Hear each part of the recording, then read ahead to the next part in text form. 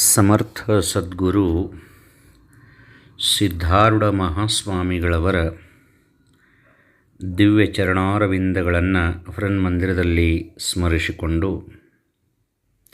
ಹಿರಿದಾದ ಕೈಲಾಸ ಅಲ್ಲಿ ನನ್ನ ಹೃದಯವಾಸ, ಇರುವುದು ಜಾನದ ಆಸೆ, ಬೆಳಗುವುದು ಸಿದ್ಧಾರೂಢರ ಭಾಷೆ, ಕಳೆಯುವುದು ಕಂಟಕವ, ಬೆಳೆಯುವುದು ಪರಿಮಳವ,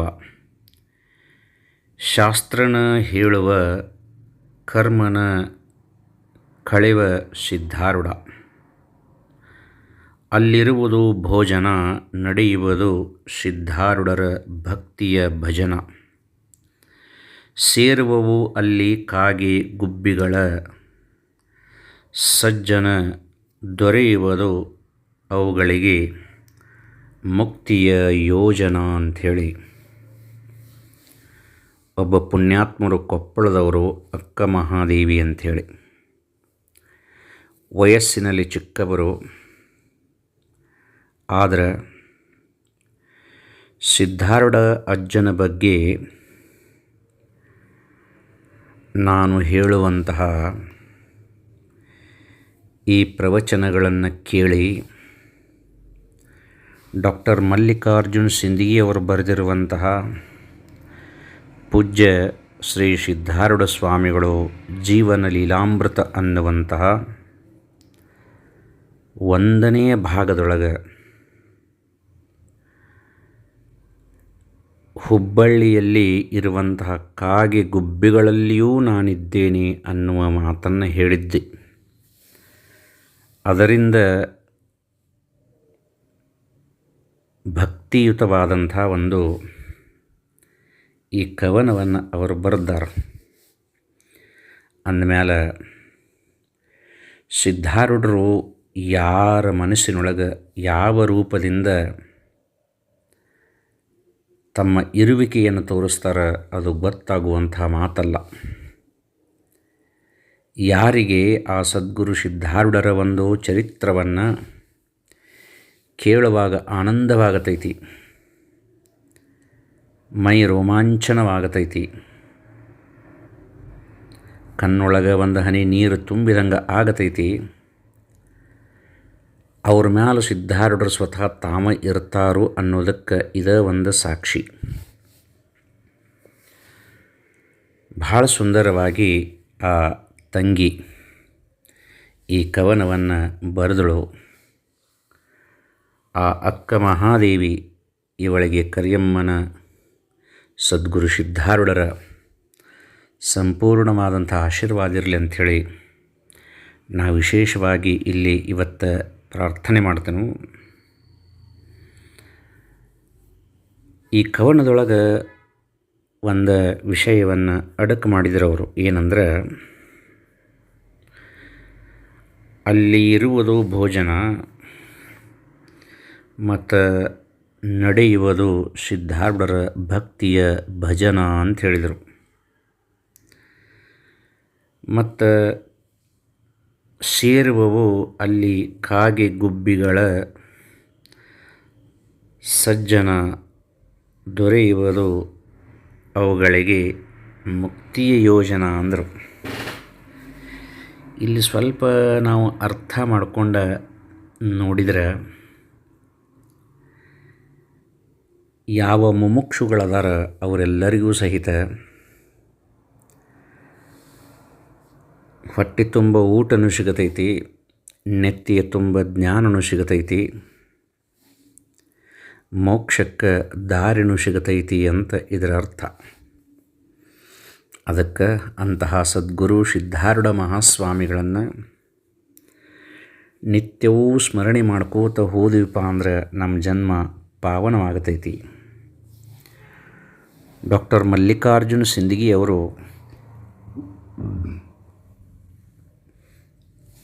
ಸಿದ್ಧಾರೂಢರ ಒಂದು ವಿಷಯವನ್ನು ಹೆಂಗೆ ಸಂಗ್ರಹ ಮಾಡಿ ಬರ್ದಾರಂದ್ರೆ, ಸ್ವತಃ ಅವ್ರ ಜೊತೆ ಇದ್ದಂಥವ್ರನ್ನ ಭೇಟಿಯಾಗಿ ಆ ಹಿರಿಯರ ಜೊತೆ ಆತ್ಮಚಿಂತನೆಯನ್ನು ಮಾಡಿ ಅವರು ಹೆಂಗೆ ಹೇಳಿದ್ರೋ ಹಂಗೆ ಈ ಪುಸ್ತಕದಲ್ಲಿ ಅವರು ಬರೆದಾರ. ಅದಕ್ಕೆ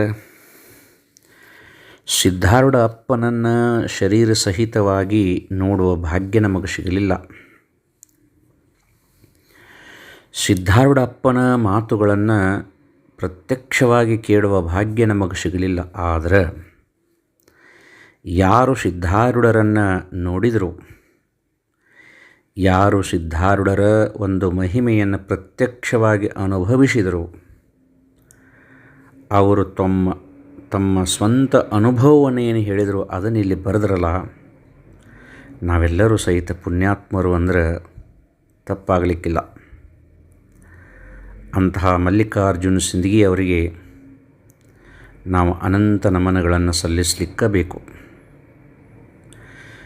ಡಾಕ್ಟರ್ ಮಲ್ಲಿಕಾರ್ಜುನ ಸಿಂದಗಿ ಅವರು ತಮ್ಮ ಶರೀರವನ್ನು ತ್ಯಾಗ ಮಾಡಿರಬಹುದು, ಆದರೆ ಇವತ್ತಿನ ಮಟನೂ ಸಹಿತ ನಾವು ಅವರನ್ನು ನೆನೆಸಾಕತ್ತೀವಿ. ಯಾಕಪ್ಪ ಅಂದ್ರೆ ಈ ಸಿದ್ಧಾರೂಢರ ಮಹಿಮೆಯನ್ನು ಅವರು ಹೇಳಿ ಈ ಒಂದು ತಪಸ್ಸನ್ನು ಮಾಡಿ ಅಜರಾಮರರಾಗಿ ಉಳಿದಾರೆ. ಅದಕ್ಕೆ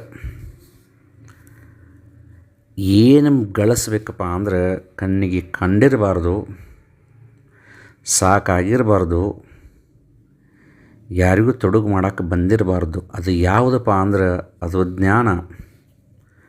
ಆ ಸದ್ಗುರುವಿನ ಜ್ಞಾನವನ್ನು ಯಾರು ಗಳಿಸಿದರೂ ಅವರು ಅಜರಾಮರವಾಗಿ ಉಳಿದರು. ಕೋಟಿ ಕೋಟಿ ದುಡ್ಡನ್ನು, ಕಿಲೋಗಂಟ್ಲೆ ಬಂಗಾರ ಬೆಳ್ಳಿಗಳನ್ನು, ಎಷ್ಟೋ ಬಂಗ್ಲೆಗಳನ್ನು, ಹೊಲಗಳನ್ನು ಗಳಿಸಿದವರನ್ನು ನಾವು ನೆನೆಸೋದಿಲ್ಲ. ಆದರೆ ಇಂತಹ ಒಂದು ಸಾಧನೆಯನ್ನು ಮಾಡಿ ಅಜ್ಜನ ಒಂದು ಸೇವೆ ಮಾಡಿದವರನ್ನು ಎಷ್ಟು ಪ್ರೀತಿಯಿಂದ ನಾವು ನೆನೆಸಾಕತ್ತೀವಿ. ಅದಕ್ಕೆ ನಾವು ಆದಷ್ಟು ಇಂತಹ ಸತ್ಕಾರ್ಯಗಳನ್ನು ಮಾಡಿ ನೆನಪಿರಬೇಕಷ್ಟ. ಇವತ್ತು ಈ ಪುಣ್ಯಮಯವಾದಂತಹ ಪೂಜ್ಯ ಶ್ರೀ ಸಿದ್ಧಾರೂಢ ಸ್ವಾಮಿಗಳು ಜೀವನ ಲೀಲಾಮೃತ ಅನ್ನುವಂಥ ಪುಸ್ತಕದೊಳಗೆ 2ನೇ ಭಾಗವನ್ನು ನೋಡೋದು. ಇದರೊಳಗೆ ಮಲ್ಲಿಕಾರ್ಜುನ ಸಿಂದಗಿ ಅವರು ಕೆಲವು ಗಣ್ಯಮಾನ್ಯರನ್ನು ಭೇಟಿಯಾಗಿ ಕೆಲವೊಂದು ಪುಣ್ಯಕ್ಷೇತ್ರಗಳಲ್ಲಿ ಸಿದ್ಧಾರೂಢರ ಬಗ್ಗೆ ಆದಂತಹ ಅನುಭವಗಳನ್ನು ಏನವರು ಹೇಳಿದರು ಅದನ್ನು ಇಲ್ಲಿ ವ್ಯಕ್ತಪಡಿಸಿದ್ದಾರೆ.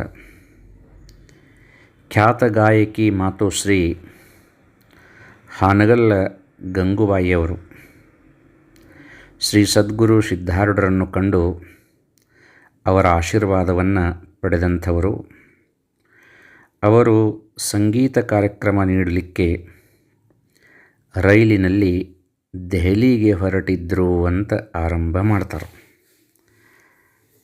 ಖ್ಯಾತ ಗಾಯಕಿ ಗಂಗೂಬಾಯಿ ಹಾನಗಲ್ ಅವರು ಕರ್ನಾಟಕ ಸಂಗೀತವನ್ನು, ಹಿಂದೂಸ್ತಾನಿ ಸಂಗೀತವನ್ನು ಎಲ್ಲವನ್ನೂ ಸಹಿತ ವಿಶೇಷವಾಗಿ ಅಧ್ಯಯನ ಮಾಡಿದಂಥ ಸರಸ್ವತಿ ಸ್ವರೂಪರು ಮತ್ತು ಸಿದ್ಧಾರೂಢರ ಆಶೀರ್ವಾದವನ್ನು ಪಡೆದಂಥ ಪುಣ್ಯಾತ್ಮರು. ಅವರು ಒಂದು ಸಾರಿ ದೆಹಲಿಗೆ ಸಂಗೀತ ಕಾರ್ಯಕ್ರಮವನ್ನು ಕೊಡಲಿಕ್ಕೆ ಹೊಂಟಿದ್ದರು. ಅಲ್ಲಿ ಕೆಲವು ಜನ ಸಹ ಪ್ರಯಾಣಿಕರು ಗಂಗೂಬಾಯಿ ಹಾನಗಲ್ ಅವರನ್ನು ಪ್ರಶ್ನೆ ಮಾಡ್ತಾರೆ, ನೀವು ಯಾವ ಊರವರು ಅಂತ ಹೇಳ್ತಾರೆ. ಆವಾಗ ಶ್ರೀಮತಿ ಗಂಗೂಬಾಯಿ ಹಾನಗಲ್ ಅವರು ನಾನು ಹುಬ್ಬಳ್ಳಿ ಊರವಳು ಅಂತ ಉತ್ತರ ಕೊಟ್ಟರಂತ. ಆವಾಗ ಹುಬ್ಬಳ್ಳಿ ಅಂತ ಬರೀ ಶಬ್ದ ಕೇಳಿದ ಕೂಡಲೇ ಆ ಪ್ರಯಾಣಿಕರ ಕಿವಿಗಳು ನಿಮಿರಿ ನಿಂತವು ಅಂತ ಹೇಳ್ತಾರೆ. ಮುಖಗಳು ಅರಳಿದ್ವಂತ, ಆನಂದ ಪರವಶರಾದರಂಥವ್ರು. ಎಲ್ಲರೂ ಒಮ್ಮೆ ಅಂದ್ರಂತ ತಾವು ಸಿದ್ಧಾರೂಢ ಸ್ವಾಮಿಯ ಹುಬ್ಬಳ್ಳಿಯವರು ಅಂತ ಕೇಳಿದ್ರಂತ. ಆವಾಗ ಹೌದು ನಾ ಅಲ್ಲಿ ಏಕಿನ ಅಂತ ಅಂದರು ಗಂಗೂಬಾಯಿ ಹಾನಗಲ್ ಅವರು. ಆವಾಗ ಅವ್ರು ಹೇಳ್ತಾರೆ, ನಾವು ಹುಬ್ಬಳ್ಳಿ ನೋಡಿಲ್ಲ, ಆ ನೆಲದ ಮಣ್ಣನ್ನು ನಾವು ತುಳಿದಿಲ್ಲ, ಇವತ್ತು ಹುಬ್ಬಳ್ಳಿ ಒಳಗೆ ಹುಟ್ಟಿ ಆ ಸದ್ಗುರು ಶಿವನ ಆಶೀರ್ವಾದ ತಲೆಯ ಮೇಲೆ ಹೊತ್ತು ಬಂದಂಥ ಒಬ್ಬರನ್ನು ಇಂದು ನಾವು ಕಂಡವೆಲ್ಲ. ನಮ್ಮ ಕಂಗಳ ಬರ ಹಿಂಗಿತು, ನಮ್ಮ ಪುಣ್ಯ ಫಲಿಸಿತು ಅಂತ ಹೇಳ್ಕ್ಯಾರ. ಆ ರೈಲ್ವೆದೊಳಗೆ ಇದ್ದಂಥ ಎಲ್ಲ ಪ್ರಯಾಣಿಕರು ಗಂಗೂಬಾಯಿ ಹಾನಗಲ್ ಅವರ ಪಾದವನ್ನು ಮುಟ್ಟಿ ಮುಟ್ಟಿ ನಮಸ್ಕರಿಸಿದ್ರಂತ ನೋಡ್ರಿ. ಗಂಗೂಬಾಯಿ ಹಾನಗಲ್ ಅವರ ಕಣ್ಣೊಳಗೆ ನೀರು ಸುರಿಯಾಕತ್ತು. ಅದು ಎಂತಹ ಪುಣ್ಯಾತ್ಮರಿರಬಹುದು ಆ ಅಪ್ಪ ಸಿದ್ಧಾರೂಢರಂತ. ಕೇವಲ ಹುಬ್ಬಳ್ಳಿ ಅನ್ನುವ ಶಬ್ದ ಕಿವಿ ಮೇಲೆ ಬಿದ್ದು ಕೂಡಲೇ ಆನಂದ ಪರವಶರಾಗಿ ನನ್ನನ್ನು ಒಬ್ಬ ಮನುಷ್ಯಳನ್ನಾಗಿ ನೋಡಲಿಲ್ಲ, ನನ್ನನ್ನು ಒಬ್ಬ ದೇವತೆಯನ್ನಾಗಿ ನೋಡಿದ್ರಲ್ಲ ಅಂತ ಹೇಳ್ಕಾರ. ಗಂಗೂಬಾಯಿ ಹಾನಗಲ್ ಅವರು ಆನಂದ ಬಾಷ್ಪಗಳನ್ನು ಸುರಿಸಿ ಡಾಕ್ಟರ್ ಮಲ್ಲಿಕಾರ್ಜುನ್ ಸಿಂದಗಿ ಅವರಿಗೆ ಈ ವಿಷಯವನ್ನು ಹೇಳಿದ್ರಂತ ನೋಡ್ರಿ. ಅಂದಮೇಲೆ ಎಂತಹ ಮಹಿಮಾ ಪುರುಷರಿರಬಹುದು ಆ ಸದ್ಗುರು ಸಿದ್ಧಾರೂಢರು ಅಂಥೇಳಿ ನಾವು ತಿಳ್ಕೋಬೇಕು.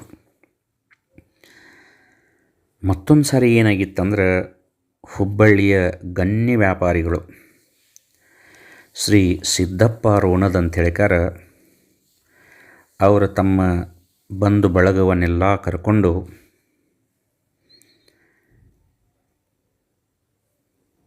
ಅವರು ಕಾಶಿಗೆ ಹೋಗಿದ್ದರು. ಕಾಶಿ ಯಾತ್ರೆ ಮಾಡಬೇಕಂತ ಹೋಗಿದ್ದರು. ಆ ಕಾಶಿ ವಿಶ್ವನಾಥನ ಮುಖ್ಯ ಪೂಜಾರಿಗಳಾದಂಥ ಚನ್ನೂಲಾಲ್ ಮಣ್ಣೂನಾಲ್ ಪಂಡ ಅಂತ ಹೇಳ್ಕಾರ ಒಬ್ಬ ಪೂಜಾರಿಗಳ ಮನೆಯಲ್ಲಿ ಅವರು ಉಳಿದಿದ್ದರು. ಆವಾಗಿನ ಕಾಲಕ್ಕೆ ವಿಶೇಷವಾಗಿ ಅಂಥ ಮನೆಯೊಳಗನ ಉಳಿತಿದ್ರು. ಆವಾಗ ಭಾಳ ಶೆಕೆ ಇತ್ತಂತ ಹೇಳಿ ತಿಳ್ಕೊಂಡು ಆ ಪಂಡ ಅವರ ಮನೆಯ ಹೊರಗಿನ ವರಾಂಡದೊಳಗೆ ಕಟ್ಟಿ ಮೇಲೆ ಮಲ್ಕೊಂಡಿದ್ರು ಎಲ್ಲರೂ. ಅಲ್ಲೇ ಒಬ್ಬ ಬ್ರಾಹ್ಮಣ ಪೂಜಾರಿ, ಕಾಶಿ ವಿಶ್ವನಾಥನ ಪೂಜೆಯನ್ನು ಮಾಡುವಂಥ ಬ್ರಾಹ್ಮಣ ಪೂಜಾರಿ ಬಂದ, ಮಾತಾಡ್ಕೋತ ಕೇಳಿದ, ನೀವು ಎಲ್ಲಿ ಅವರು, ಯಾವೂರವರು ಅಂತ ಕೇಳಿದ. ಆವಾಗ ನಾವು ಕರ್ನಾಟಕ ಹುಬ್ಬಳ್ಳಿ ಸೆ ಆಯೆ ಹೇ ಅಂದರು. ಸಿದ್ದಪ್ಪ ರೋಣದವರು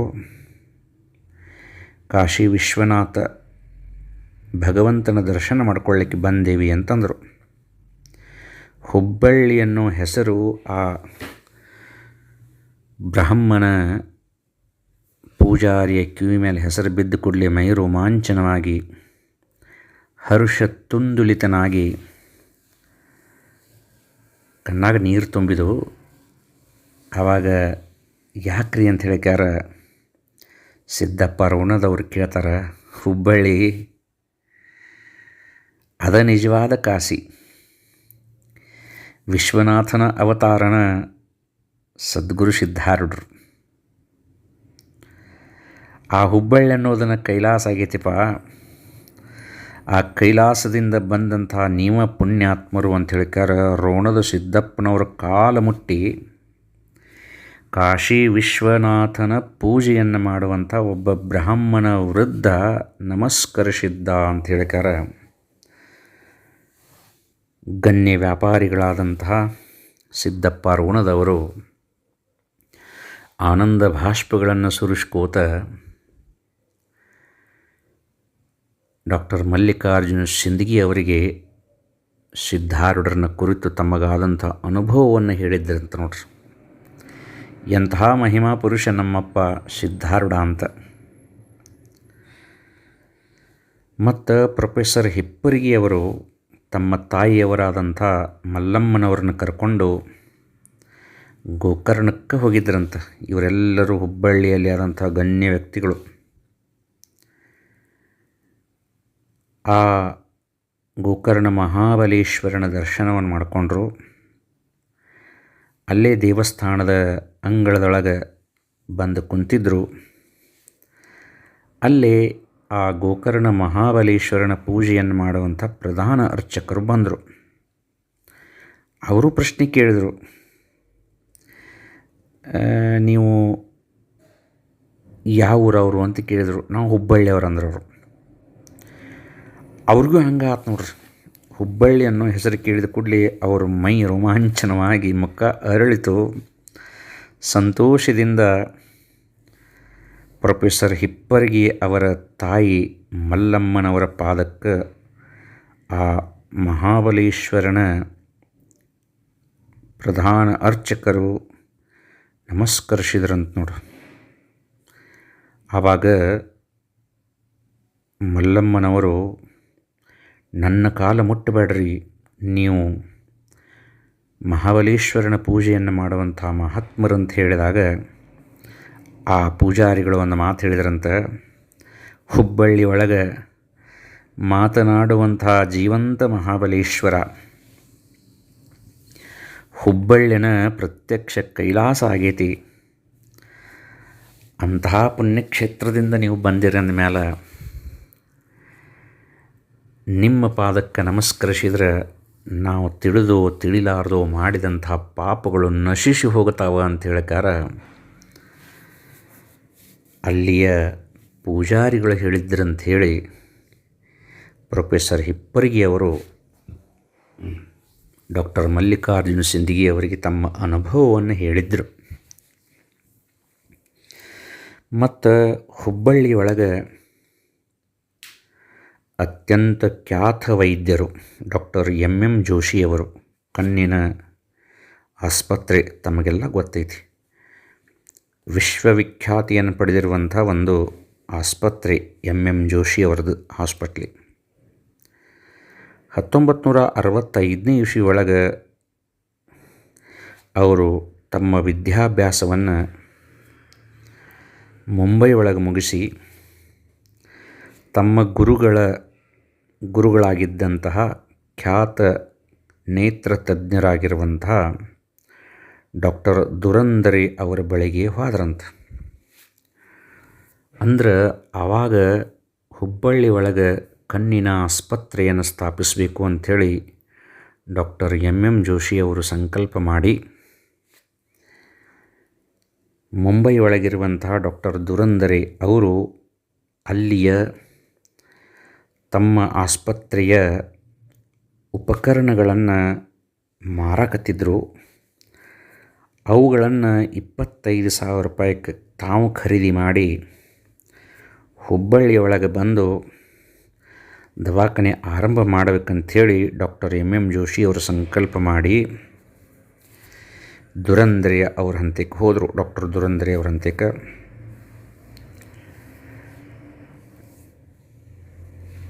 ಹೋಗಿ ಏನು ಹೇಳ್ತಾರಂದ್ರೆ, ನಾನು ಹುಬ್ಬಳ್ಳಿ ಒಳಗೆ ಕಣ್ಣಿನ ಆಸ್ಪತ್ರೆಯನ್ನು ಆರಂಭ ಮಾಡಬೇಕಂತ ಮಾಡಿದ್ದೀನಿ. ನೀವು ಏನು ನಿಮ್ಮ ಆಸ್ಪತ್ರೆಯ ಉಪಕರಣಗಳನ್ನು ಮಾರಾಟ ಮಾಡಕತ್ತೀರಿ, ಅವುಗಳನ್ನು ದಯವಿಟ್ಟು ನನಗೆ ಕೊಡ್ರಿ ಅಂಥೇಳಿ 25,000 ರೂಪಾಯಿಗಳನ್ನು ಆ ಡಾಕ್ಟರ್ ದುರಂದರಿ ಅವ್ರ ಕೈಯಾಗ ಕೊಟ್ರಂತ. ದುರಂದರಿ ಅವ್ರು ಒಂದ ಮಾತಂದ್ರಂತ, ಯಾವ ಹುಬ್ಬಳ್ಳಿಯಾಗ ಸಿದ್ಧಾರೂಢರು ಹುಬ್ಬಳ್ಳಿ ಒಳಗೆ ಕಣ್ಣಿನ ಆಸ್ಪತ್ರೆ ಮಾಡೋರೇನು ನೀವು ಅಂಥೇಳಿ ಡಾಕ್ಟರ್ ಜೋಶಿ ಅವ್ರನ್ನ ಕೇಳಿದರು. ಹೌದು ಅಂದ್ರವರು. ಆ ಮಾತು ಕೇಳಿದ ಕೂಡಲೇ ದುರಂದರಿ ಅವರ ಅಂತಃಕರಣ ಕರಗಿತಂತ ನೋಡ್ರಿ. ಹರ್ಷ ಅನ್ನೋದು ಮೈ ತುಂಬಿತಂತ ನೋಡ್ರಿ. ಭಾಳ ಸಂತೋಷಪ್ಪ, ಭಾಳ ಸಂತೋಷ. ಇದು ತಗೋ, ನಿನ್ನ 25,000 ರೂಪಾಯಿ ಕಿಶೆ ಒಳಗಿಟ್ಕೋ. ನೀವು ಹುಬ್ಬಳ್ಳಿಯಲ್ಲಿ ಸ್ಥಾಪಿಸುತ್ತಿರುವುದರಿಂದ ನನ್ನ ಎಲ್ಲ ಉಪಕರಣಗಳನ್ನು ನಿಮಗೆ ಮುಕ್ತಾಗಿ ನೀಡುತ್ತೇನೆ. ನಿಮಗೆ ಗೆಲುವಾಗಲಿ ಅಂಥೇಳಿಕಾರ ಹರ್ಷದಿಂದ ಡಾಕ್ಟರ್ ದುರಂದರಿ ಅವರು ಡಾಕ್ಟರ್ ಎಂ ಜೋಶಿಯವರಿಗೆ ವಿಶೇಷವಾಗಿ ಹಾರೈಸಿದ್ರು. ಸಿದ್ಧಾರೂಢರ ಒಂದು ಆಶೀರ್ವಾದ ನನಗೆ ಯಾವ ರೀತಿ ಆಗಿತ್ತು ಅಂಥೇಳಿ ಡಾಕ್ಟರ್ ಎಂ ಜೋಶಿಯವರು ಡಾಕ್ಟರ್ ಮಲ್ಲಿಕಾರ್ಜುನ ಸಿಂದಗಿ ಅವರಿಗೆ ಸ್ವತಃ ಹೇಳಿದ್ರಂಥೇಳಿ ಇಲ್ಲಿ ವಿಶೇಷವಾಗಿ ಉಲ್ಲೇಖ ಮಾಡ್ತಾರೆ. ಮತ್ತು ಹುಬ್ಬಳ್ಳಿ ಅಂದ ಕೂಡಲೇ ಎಲ್ಲಿ ನೋಡಿದಲ್ಲಿ ಮೊಟ್ಟ ಮೊದಲು ನೆನಪಾಗೋದು ಸಿದ್ಧಾರೂಢ ಮಹಾಸ್ವಾಮಿಗಳು. ಅಂತಹ ಸಿದ್ಧಾರೂಢರ ಒಂದು ಕರುಣೆಯನ್ನು ಪಡಿಬೇಕಂದ್ರೆ, ಅವರ ಚಿಂತನೆಯನ್ನು ಮಾಡಬೇಕಂದ್ರೆ, ಅವರ ಒಂದು ಅನುಗ್ರಹಕ್ಕೆ ಪಾತ್ರ ಆಗಬೇಕಂದ್ರೆ ಜನ್ಮಾಂತರಗಳ ಪುಣ್ಯವನ್ನು ಕಟ್ಕೊಂಡು ಬರಬೇಕು. ನಾವೆಲ್ಲರೂ ಆ ಪುಣ್ಯವನ್ನು ಕಟ್ಕೊಂಡು ಬಂದವರನ್ನ ಏನೋ ಅಂತ ನನಗನ್ನಿಸ್ತೈತಿ. ಯಾಕಂದರೆ ಇಂತಹ ಚಿಂತನೆಗಳನ್ನು ಮಾಡುವ ಭಾಗ್ಯವನ್ನು ಸದ್ಗುರುನಾಥ ನಮಗೆ ಕರುಣಿಸಿದ. ಹಿಂಗೆ ಒಂದಲ್ಲ ಎರಡಲ್ಲ ಅನೇಕ ಲೀಲೆಗಳು ತನ್ನಷ್ಟಕ್ಕೆ ತಾನು ನಡೆದು ಹೋಗಿಬಿಟ್ವು. ಪ್ರತಿಯೊಂದು ಊರಿನಲ್ಲಿನೂ ಸಹಿತ ಹಿತ್ತಲ ಗಿಡ ಮದ್ದಲ್ಲಂತಾರಲ್ಲ, ಹಂಗೆ ಎಷ್ಟೋ ಜನಕ್ಕೆ ಹುಬ್ಬಳ್ಳಿ ಒಳಗನ ಇದ್ರೂ ಸಹಿತ ಸಿದ್ಧಾರೂಢರ ಅರಿವು ಇನ್ನೂ ಮೂಡಿಲ್ಲ. ಆದರೆ ಇಡೀ ಭಾರತ ದೇಶದಲ್ಲಿ ನಾವು ಎಲ್ಲಿ ಹೋದ್ರೂ ಸಹಿತ ಹುಬ್ಬಳ್ಳಿ ಅನ್ನುವ ಊರಿನ ಹೆಸರು ಬಂತಂದ್ರೆ ಅಲ್ಲಿ ಮೊದಲು ಬಂದು ನಿಲ್ಲೋದು ಯಾರಪ್ಪ ಅಂದ್ರೆ ನಮ್ಮಪ್ಪ ಸದ್ಗುರು ಸಿದ್ಧಾರೂಢರು. ಅಂತಹ ಸಿದ್ಧಾರೂಢ ಸದ್ಗುರುವಿನ ಕೃಪಾದೃಷ್ಟಿ ನಿಮಗೆ ಸದಾಕಾಲ ಇರಬೇಕು. ಇನ್ನು ಮುಂದೆ ಡಾಕ್ಟರ್ ಮಲ್ಲಿಕಾರ್ಜುನ ಸಿಂದಗಿಯವರು ಸಿದ್ಧಾರೂಢರ ಚರಿತ್ರವನ್ನು ಹೇಳ್ಕೋತ ಹೋಗ್ತಾರೆ. ಅದನ್ನು ಕೇಳಿ ನಾವು ಧನ್ಯರಾಗೋಣ.